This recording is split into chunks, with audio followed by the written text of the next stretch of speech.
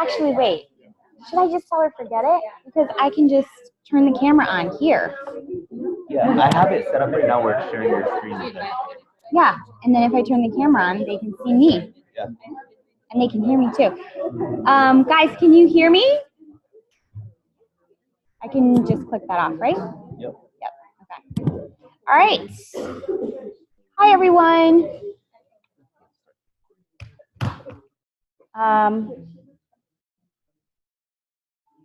So, hey, we wanted to get this started. The format of this is going to be a little bit different because it's a book club, so we want it to be a discussion and not a lecture, but I will start off by talking about the book. But to start, a little housekeeping. This is being recorded. It's on Zoom and it is being recorded, so just remember that it's being recorded.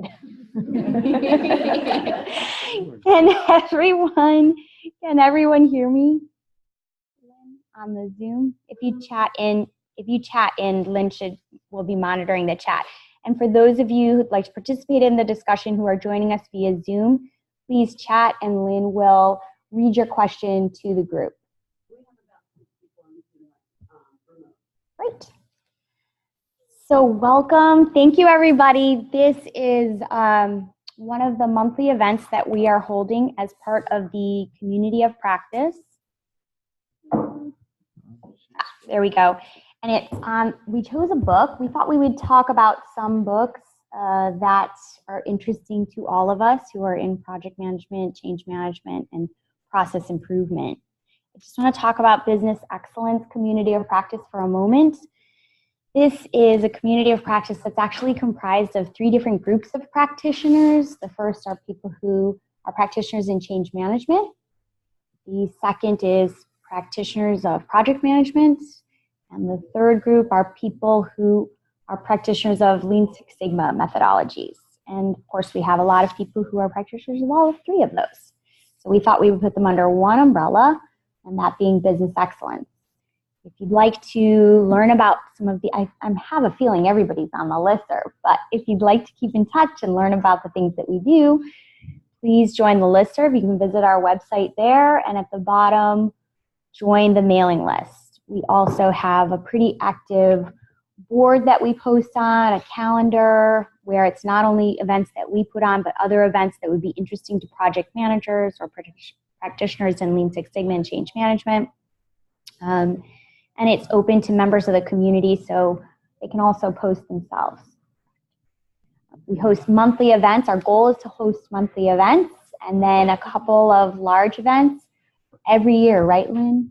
Yeah. Like Process Palooza, which was hosted back in November.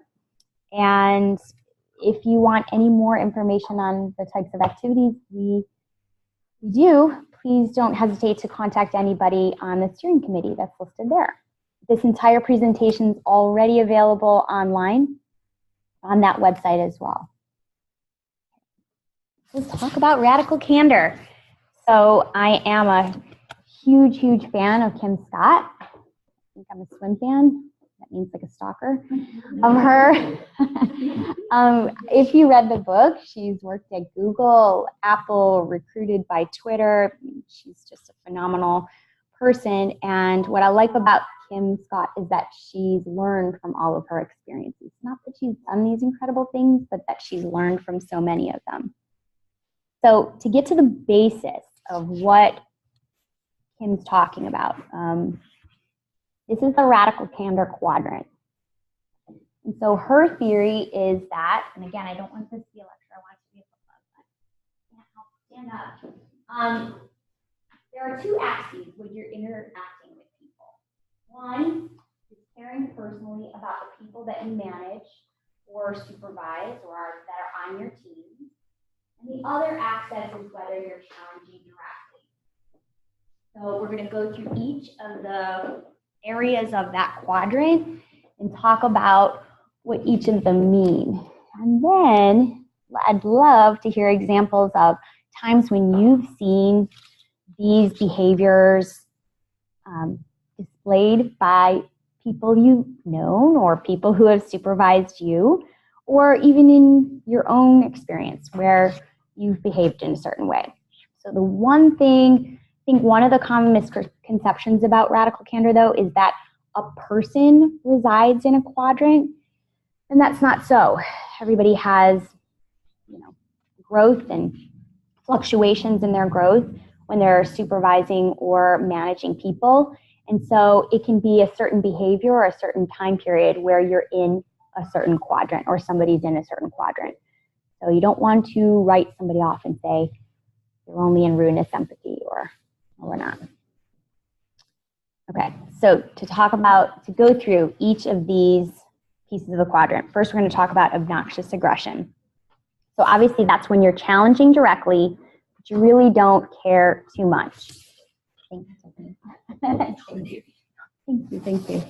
You're just coming up with backup in case the voice didn't work. Yeah. Yes, I believe so. The recording is starting. So obnoxious aggression is when you challenge, but you don't care. And interestingly enough, Kim Scott says that if you can't have or achieve radical candor, ironically, obnoxious aggression is the second best option. I will disclose fully that I am from New York. So, as a New Yorker, I'm like, I agree with that. No, without, talking too much about New Yorkers. But anyway, but it does open up open and honest conversation. Ideally, if you could care more about the person with whom you're speaking, then the way that it was received would be taken differently. And I'm just going back so you can see, here's manipulative sincerity.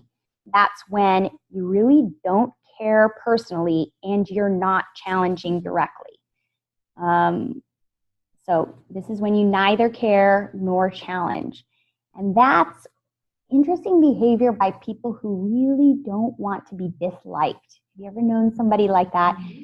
Their behavior is coming from a place where they want to be liked, but it's not, I want to be liked by Sean because I respect him as a colleague and as a professional. It's, I just want to be prom queen, right? That's manipulatively insincere behavior. The last one, and if we go back, here's ruinous empathy. That's when you care so much that you do not challenge directly. And obviously people can be somewhere on, on these axes within that quadrant. But my favorite anecdote that Kim has to tell is about this Russian folktale that says a man is told he has to cut off his dog's tail. But he loves the dog so much that he cuts the tail off 1 inch at a time. Death Right. by 1,000 cuts. Death by 1,000 cuts. And that's when you say, I care so much. I can't stand to see you hurt. But you're in essence hurting them, doubly. So anyway, that is ruinous empathy, when you care, but you don't challenge. This includes non-specific praise. Great job. Great job. Great job for what? Or sugar-coated and unclear criticism. Well, you could have done better. Better at what? How could I have done better? And why are you giving me this criticism? In what context? So that's ruinous empathy, because I know I probably should tell you something. I really don't want to hurt your feelings. You probably could have done better, but I know you tried. Right. So radical candor is when you care and you challenge. So that's where you're getting to know the people that you manage and supervise. You're learning what motivates them, what their goals are, and then you're speaking directly to challenge them in something that they've done or a behavior that's constructive and helps build towards their goals that they care about. So you can see how it's a lot more constructive. So I included some materials that are from Kim's company called Candor.com. And We don't have to talk about all of them, but they're a resource for you. There are behaviors, because again, we don't have people residing in quadrants, we have behaviors, but that you can maybe possibly recognize in people whom you've encountered. The absentee manager lacks curiosity, doesn't want to know, says nothing. Detailophobic, unaware of problems, unaware of context. The thought partner, and this is really where it's within the radical candor quadrant, somebody who's really caring and wants to see the person, that team member, grow. And then the micromanager pretends to know it all, gets lost in the details, punishes for problems. Before we go on, there's two, I think what's really interesting about what Kim has to say is she says that earlier in her career, she always rewarded the superstars, right? And we all know who's superstars. You can recognize a superstar. If you're like me, you're like, I am glad to have this person while I have them, right? I know they'll probably move on. They might be my boss someday. And she guards against or warns people against trying to push down the superstar's ambition. The population, the other population that is just as valuable that Kim says that she didn't recognize earlier in her career were the rock stars. And those are people who are steady performers who don't have as much ambition for whatever reason. They are comfortable in what they do, but they're a steady performer and they excel in that specific area. And she says, as a good manager, you should have your balance of rock stars and superstars in your teams and recognize that not everybody wants to continue moving up and out, that they might be your solid performer and a great foundation that your team is, I would say that your team's built upon, but that is integrated into your team. Okay. So just this morning we had an example.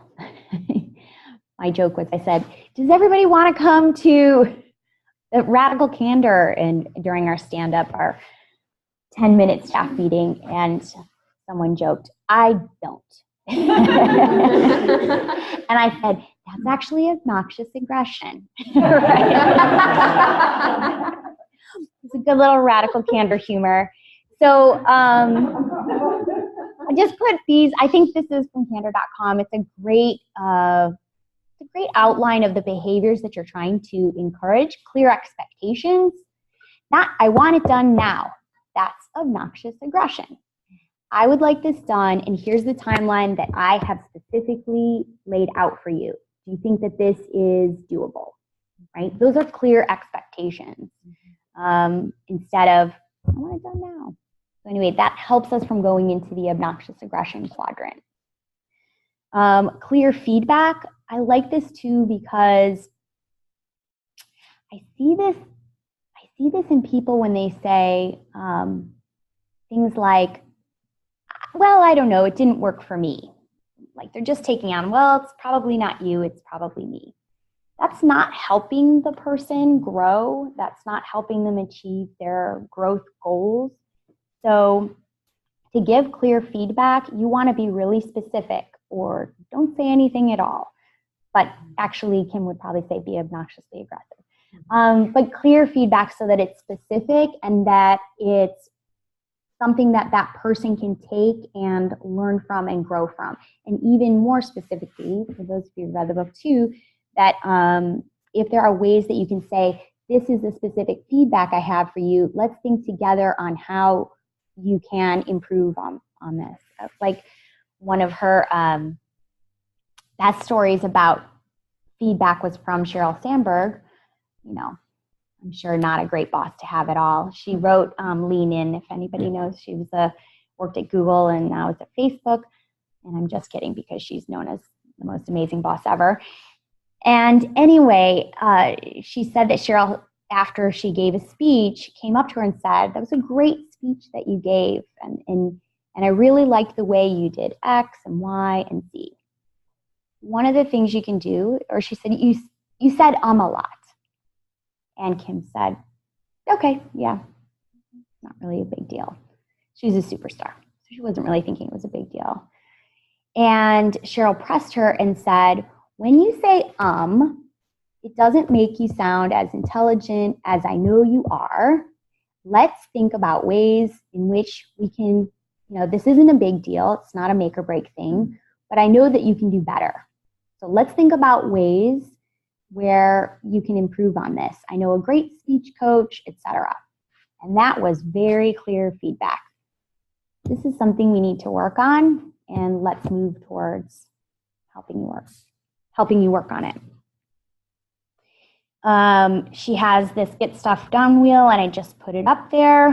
I think this is interesting just because there are similarities. It's just an iterative cycle where you're speaking to people, it encourages debate and feedback, and then you're iterating and presenting it again. And it's a similar cycle in engineering, a similar cycle in design. It's just a cycle of iteration. But everybody thinks it's unique to their own discipline. So anyway, I want to stop talking. Anybody have any questions about the book in general? I listed in the slides a lot of different actual book club questions that Kim's laid out on Candor.com. And I thought we could, if anybody had specific questions they wanted to talk about, we could do that. Or we can just go through the slides, and I have certain questions in mind. So jump in and take a Snickers too. I know it's after lunch, but I thought we could just start the discussion portion of it. So to start off, how many people read the book? Anybody? That's okay. It's okay. It's okay. You did. What did you think of the book? I liked the book a lot. Yeah. Do you want me to come up with a question? I was going to say, when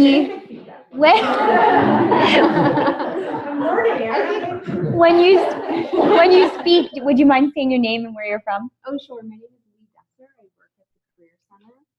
And I think what I enjoyed about the book, to your point, was that she gave a lot of specific examples demonstrating things that we all know happen, but I liked examples. For instance, like, I think it was Colin Firth? No, not Colin Firth. Okay, one of the leaders was asking this question, like, well, at what point can likability be kind of like someone's downfall? When they're not willing to necessarily give out honest feedback or to kind of shake things up a little bit, and things like that. That's what I enjoyed. Yeah. So does anybody want to describe an experience where you didn't give direct feedback, but you wish you did? Yeah.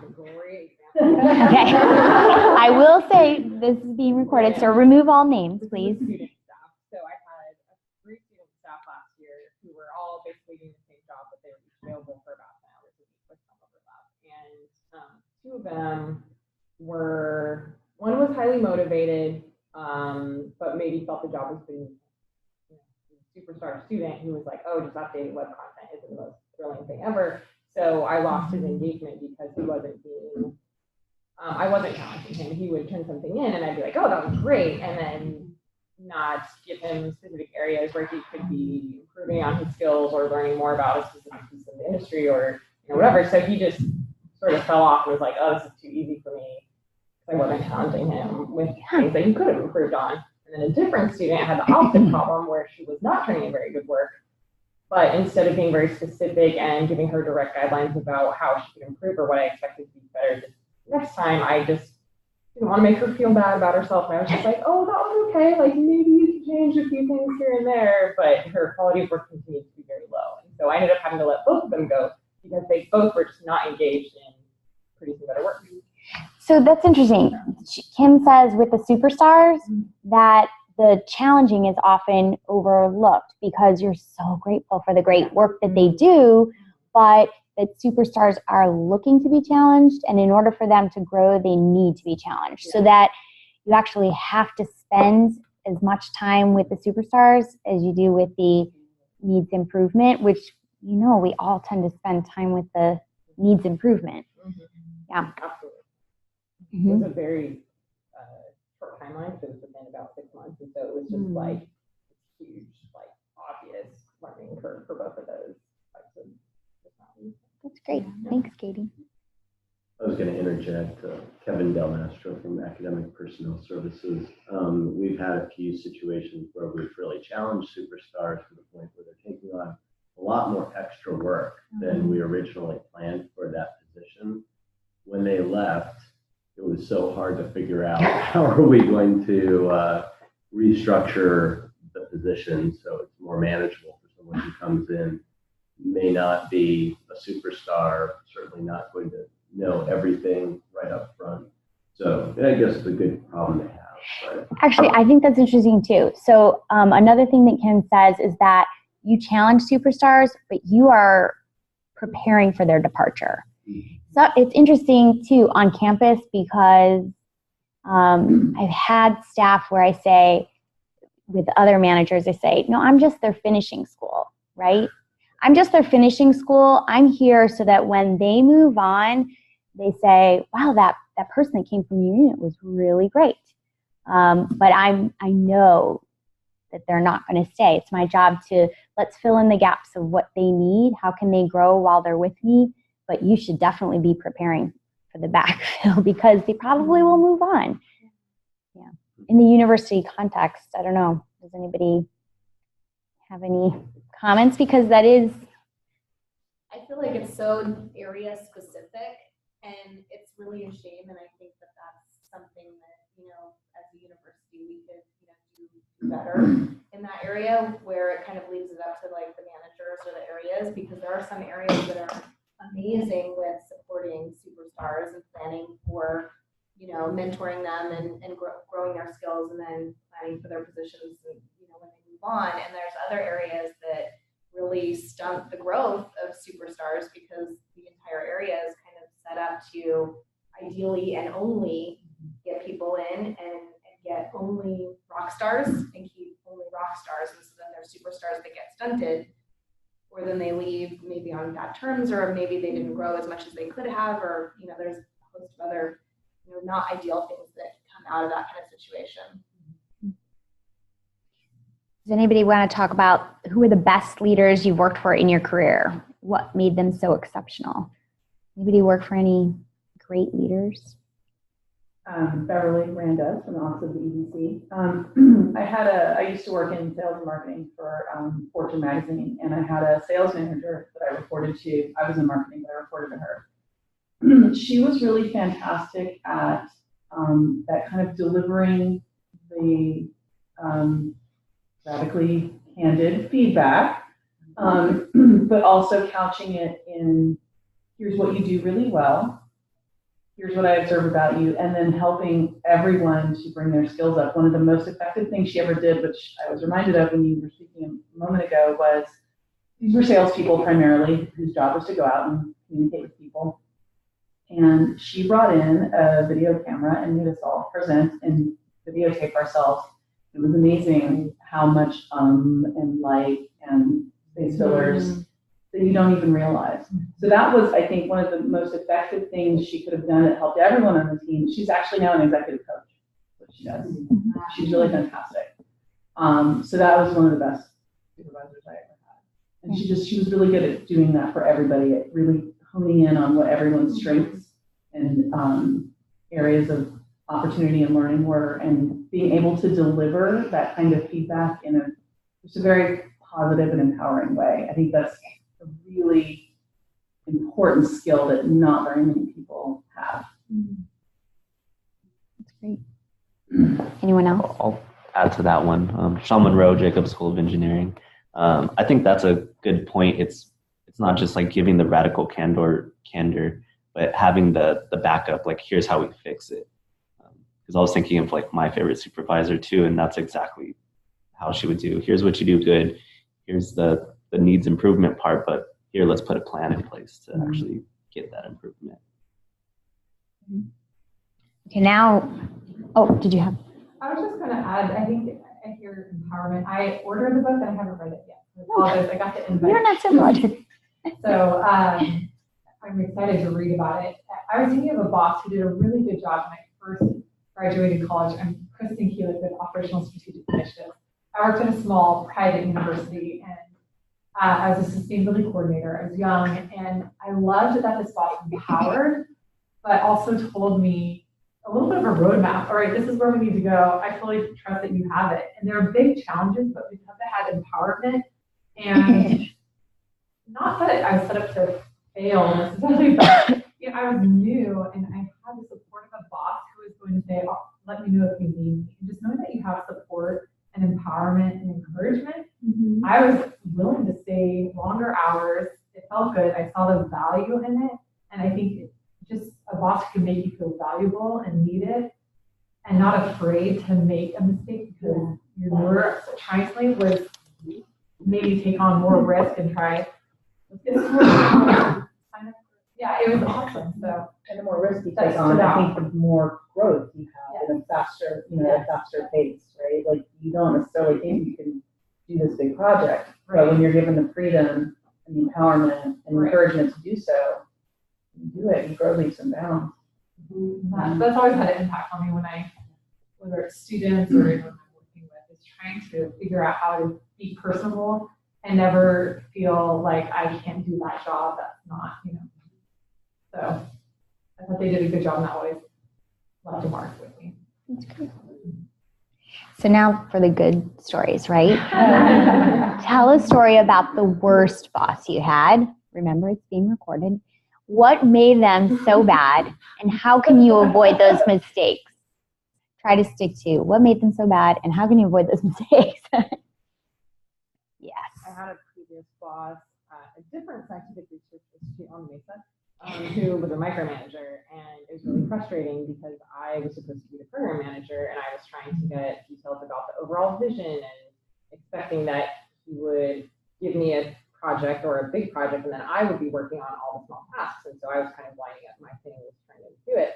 And so I get to a certain point and then find out that he was on the phone with catering, arguing about the menu. And I was like, what are you doing? Why are you doing this? But at the time I was so young, and it was such kind of a strange,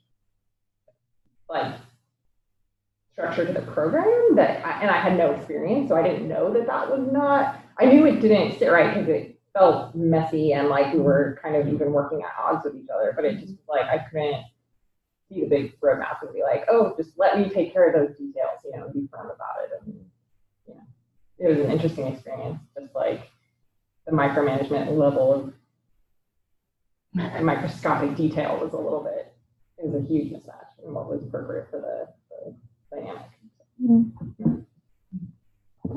The previous slide, there was a slide. And your name? Oh, Brad Sollenberger on the side. Sorry, I'm Katie from biology. There was a slide earlier with the 5 C's and all the things to improve and how to be a better manager. And a lot of them are, they're negatives in a lot of ways, or at least they're consistent. The first one though was having consistent expectations. The other ones you can kind of live with. If somebody is obnoxiously aggressive, if they care too much or care too little, those are things you can kind of understand. That's just how they are, and you adapt. But when you have inconsistent expectations, you can't adapt because you don't know. That was the one weakness where you can't adapt. You can't understand. And so I had a leader who was very consistent with her expectations, and would do repeatable tasks, and it wasn't the changes were happening because the new best practice had been formed. It was completely by her whims. And you end up thinking, okay, well, I'm wasting my time, and it's not, I'm being challenged, but not in a good way, not in a way that's being I think of all those weaknesses, I think that's what made it, The quadrant jumper, I don't know. I think moral across, I'm newly with OSI, OIA. OIA. So, Office of International Affairs. And I think something that is kind of important, it goes back to the rock star versus the superstars. Well, that comes into play with managers too. Not everybody is meant to be a manager. Just because you're a superstar or a really great technician in some area doesn't mean that everybody is meant to be, you know, to go on and eventually be a manager, because some people don't make the best managers. And I think that often people are put into a position and end up getting management positions where they're supervising one, two, multiple people, and then, you know, that doesn't work out as well. So I think that's something also to kind of keep in mind too, you know, because I've definitely experienced people where I'm like, you're a great technician, but you know, I can see that you're not giving me what I need, or other people what they need, or, you know, really managing the area as good as it could be. Mm-hmm. I was going to make a comment on that too, because Kim has theories on that too, the right person for the right job and matching. Right. And I like what she has to say there too, because I can think of placements where I went back and said, so why isn't this person, I understand you hired this person because you like them, they're a good person, you worked with them in the past, great. This is a different context. Why isn't this person doing the public speaking engagements that the position was created for? Well, she doesn't really like public speaking or people, you know, and then you're like, okay, let's go back to the beginning. Just because a person is in a position and that's not a match doesn't mean that that person is, you know, a bad person.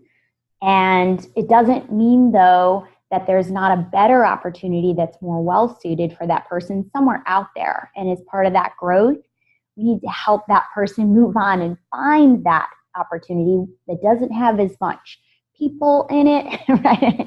Interaction with people, or whatever their strengths may be. And so just a side note too, one of the other things that I like with our teams is going through Gallup strengths training and looking at the strengths of everybody on your team and making sure that your team has a cross-section of different strengths, but then also looking to see whether the person's strengths are suited to what they're doing. Anyway, okay, worst boss. That was a good one. So building radically candid relationships. Want to talk about the difference between brutal honesty and radical candor? I think we talked about that a little bit. But here's another point that Kim brought up. I think it's difficult because we're all taught since we're very young, she says, that either you find something nice to say, or if you can't say anything nice, don't say anything at all. We're always taught that. Now you're in the position of management or managing a team, and sometimes you have to say things that aren't so nice or might not be perceived as nice. And so we have to also, we are already trained to be professional at work, but there's this other component that we want to show that we care personally. So it's bridging those competing priorities. So in that context, if you want to be professional, what are some ways you can show you care personally? Capital C, capital P. It's a thing for Kim. I'm Joanna. I work in the ABC business office, and just as you were talking, it seems like a lot of the supervisors that are able to be honest and they care and they support and they encourage, but they don't do it, you know, too far where they're just, you know, not really giving them enough direction.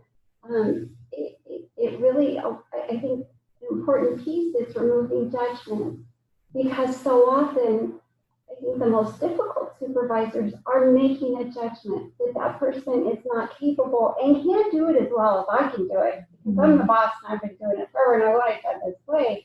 It's removing that judgment and giving that person the opportunity to try new things and fail and still be able to go back to that boss and say, I didn't do so well on this, but, you know, can you help me improve? it's, you know, on the employee side too, they have to remove a little judgment too, and, you know, not make the assumptions that the boss is always going to act in a certain way, or building trust, but trust and judgment. It just seems like those two pieces are so important in all of that. And to piggyback on that, I've had a number of times in my career where I've become a manager or assistant director, and I had my share of board managers. So I felt like it was always good to learn from that, but kind of go what you're saying, like really understanding the personal piece behind it. And luckily, I was working in a small enough group where we were hanging out, we got to know each other's styles, strengths, even some personal things that probably were coming into play. So when I was managing a team, I could figure out why probably things weren't going right, whether it was a project or a presentation or some general office goal that we were moving towards. So I felt like the best thing was to still try to recognize what strengths they had. And someone said, you know, the story, you know, you could show your intelligence better or something like that. But, you know, showing people that you really know that they can do it, and you recognize the strengths, and you really understand where they're coming from, but, you know, try to give them some ideas. So I felt like that level of detail always helped me when I was coached that way by directors. Some of the worst directors I had were just people that did not know what was going on, why things were going wrong, or didn't even know what I was doing. It would just kind of blow up about general things. So I felt like that level of detail and personability, but pushing as well, was effective. Cool. Well, thank you. Yeah. And so I think sort of like fulfilling all that is that to care personally is a key component of challenging directly, because you have to make it personal. I've been in many situations where very generic advice was given and the issue was not addressed specifically. So when you are in a meeting and you're trying to solve a problem and there's a very general discussion about, in the world, this is the way things work and this might be a good idea, it's hard to connect that back to the issue at hand and what specifically you as a person, you, your particular skill set, needs to do differently to make it more successful. And so you have to have that, you have to connect it to the personal. You have to say, I can see that you are doing well in this area, struggling in this area, these are some suggestions, not just like, it's really nice when these things happen. That's great. On that note, let's take a minute or two to answer number 4 in small groups. Do you think challenging directly is a strength or weakness for you? Ready, go. Turn to the people next to you and talk about it. Yeah. I think it's a strength or a weakness. I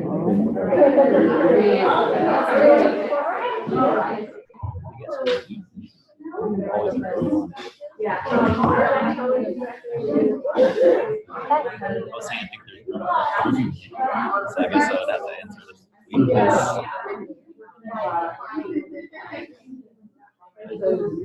What about you, Will? I think it's funny. I was thinking about this.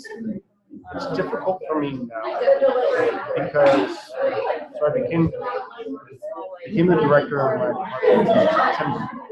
So now I oversee all my peers. So my relationship dynamic has changed. You know, so it's probably more challenging for me in this position than it has been in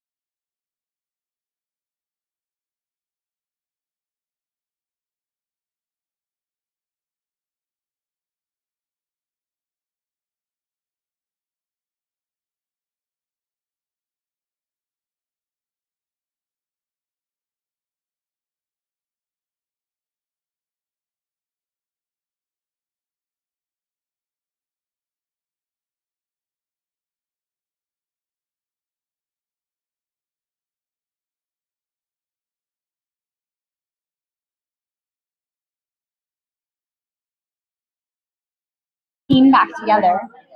Hi, everyone. Hi, everyone. I think we'll come back. Yeah. I need a whistle. And hi, everyone on Zoom. So we'll come back to this and see if anybody has anything to share that was an interesting perspective. I don't know, Will, you have some interesting things to say as well. That's the second time I've put you on the spot this week. You're not presenting earlier in the week. I put him on the spot. But you're good on your feet. I'm challenging. So my name is Will. I work for oversee the project management office on the hospital operations side, so on the healthcare. So we were talking. It's funny because my team. It's been two facets. So I took over the director role in September, where I'm now overseeing what were all of my peers. So on the I feel fairly confident that the care personally is staff. I mean, we're a really close group team. But it's a different dynamic now, overseeing my peers. There wasn't someone in my role, so I'm kind of an added layer of management. So everyone who used to report to the chief of staff now reports to me. And I know there was some people that weren't happy with that change. So I have, purposefully kind of held back. I don't want to come in and start making sweeping changes, and now you got the director and you're this big ego and you're making so I'm kind of walking lightly. And I like what you had to say about the superstars. Yeah, and then the other thing is, our role, our group is, we know going in, and I like what she said, it's good to have a balance of rock stars and superstars. But I don't think anyone really comes into this role saying, I want to do this for an extended period of time. A lot of people view this role and use this role as a way into the organization to kind of feel it out and then kind of move into other management positions, which is great and it's good for them. So we do purposefully try to staff it with a lot of superstars. So the dynamic there is different. There's aspects that I will try to guide them on and I can help them with. But I'm not in the day-to-day of their projects and their relationships with their stakeholders, and the way I would approach a project would be different from them, but they're just as successful as I am. So I don't necessarily have to like their approach as long as they're successful and it's not causing conflict and stuff like that. So that's another part that's trickier for, when I was going through the book of, how do I incorporate some of this information into my team who I honestly don't see daily or weekly because I want them out at the locations, at the hospitals, working with the staff and physicians. And so our one-on-ones are a little bit different. It is more geared towards what she was saying. Don't fill your meetings with what they could email you, but I need those updates. It's the only time I get to see them, so we do spend a lot of that time as just knowledge transfer. And I try to start it with building relationship type stuff, personal aspects that I know is going on in their lives, and we can talk about that for a little bit. But the challenge directly for me is challenging. I mean, it's building.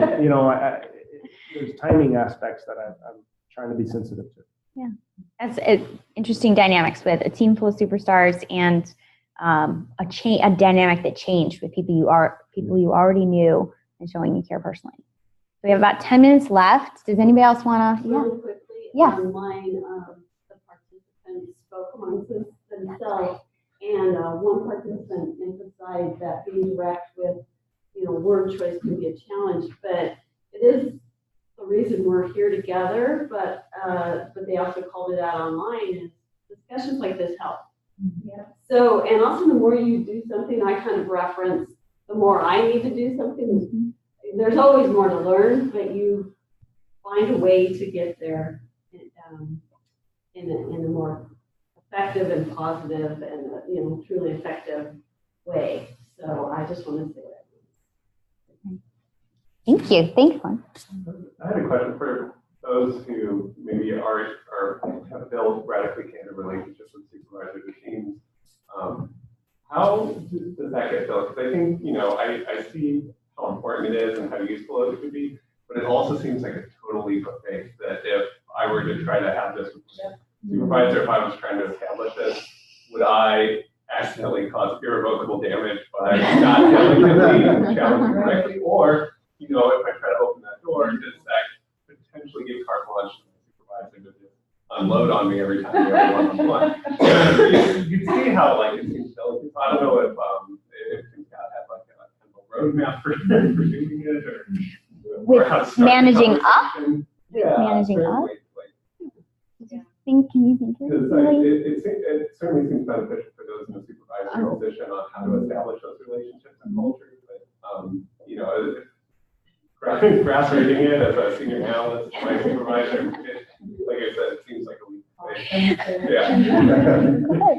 I think one of the suggestions you talked about was first putting yourself out there and really asking for like honest feedback as a way to sort of establish that trust and going from there. And, you know, it doesn't have to be jumping all in at once. It could be, you know, bringing up something that you may feel like, oh, maybe didn't go quite as well as you would have envisioned, and then kind of see like, well, how do they approach that? Well, if she had a question, she said at the end of some meetings or different milestones, she would say, what am I doing well? What do I need to do better?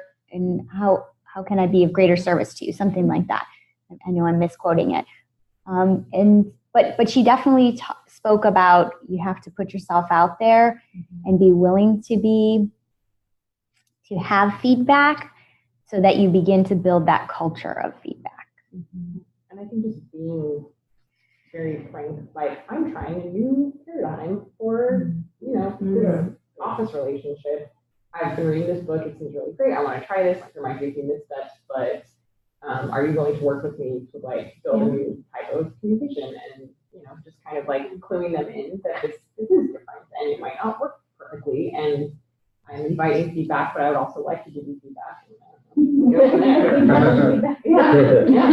just takes time. Yeah. It takes time to build that trust through a relationship. I mean, you've got some people in here that are good at managing up.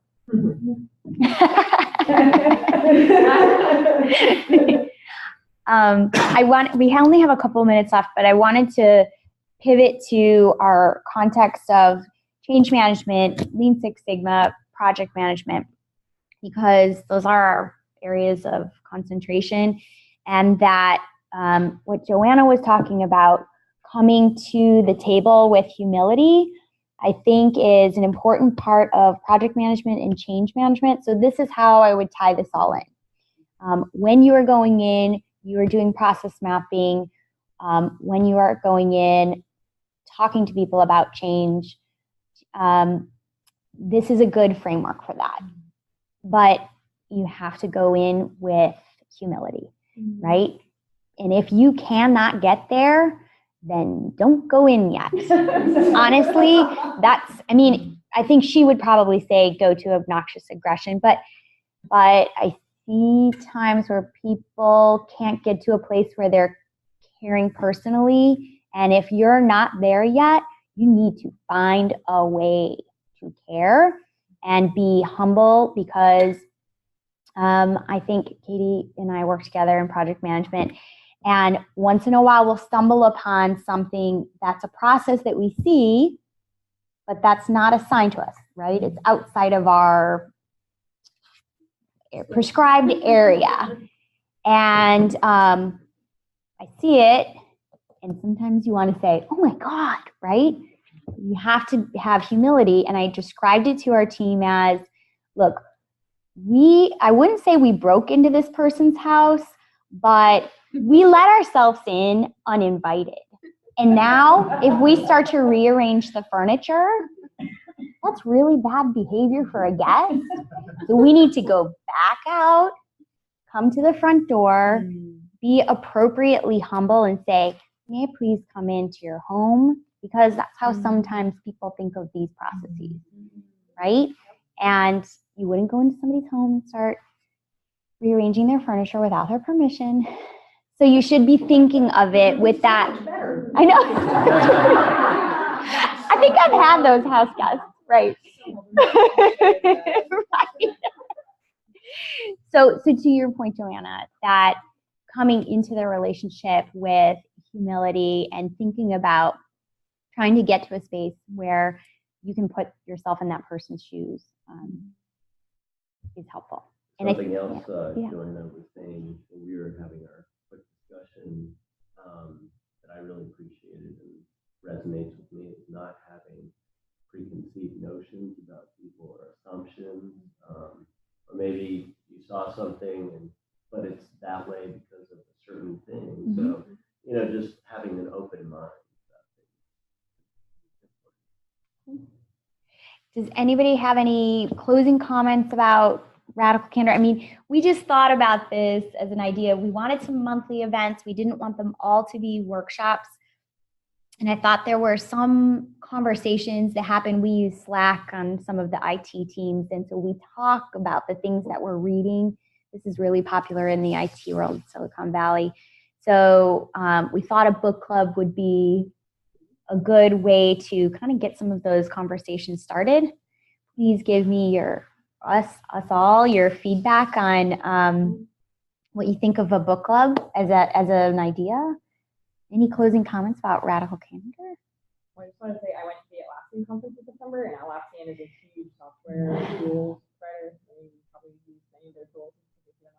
And they're based in Australia or New Zealand, one of those. And they had Kim Scott as a keynote speaker, and she gave a talk on Radical Candor. So it was their international conference for the year for all of their products, all of people. So there were people there from France, from Germany, like Europe, South America. I met a lot of people on lunch breaks, and that was like their message was like Radical Candor works. There's people behind it. We're using our executive leadership, and it was super impactful. So just like a little.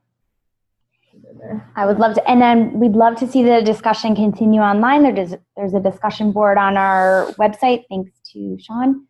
So please continue the conversation. Thank you. Thanks, yeah. And there's more questions up there. There's more questions. Oh, interesting. Yeah. Can you remind the group to ask the folks to join the group and how they join the group? Yes. So once again, the website's here, bcop.ucsd.edu. It also works becop.ucsd.edu because Sean was smart enough to register both. And they can join the listserv. It's at the bottom of the page.